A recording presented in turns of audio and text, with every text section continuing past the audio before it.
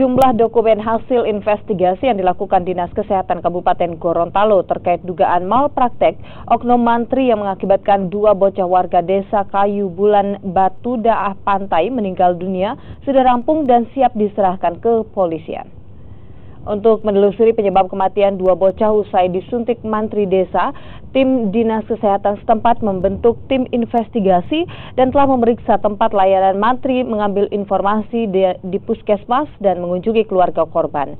Dokumen hasil catatan investigasi tim dari Dinas Kesehatan akan diserahkan ke kepolisian untuk memastikan penyebab kematian 2 bocah yang meninggal usai disuntik mantri desa. Nantinya laporan ini akan membuktikan apakah murni terjadi malpraktek. Berkoordinasi terus dengan pihak kepolisian.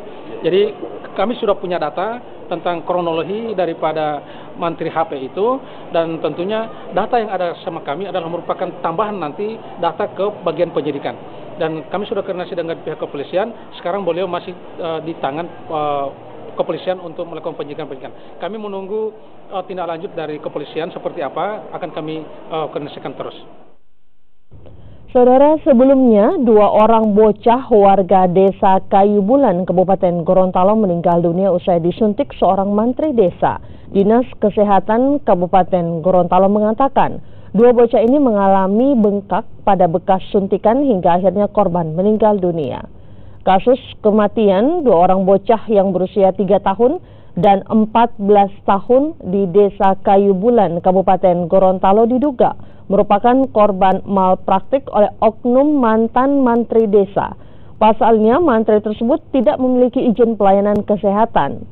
Usai disuntik oleh mantan mantri, kedua bocah ini mengalami demam tinggi dan tidak kunjung sembuh. Setelah diperiksa di rumah sakit, kedua bocah ini mengalami infeksi atau abses atau pembengkakan di bagian bekas suntikan. Namun kedua korban akhirnya meninggal dunia.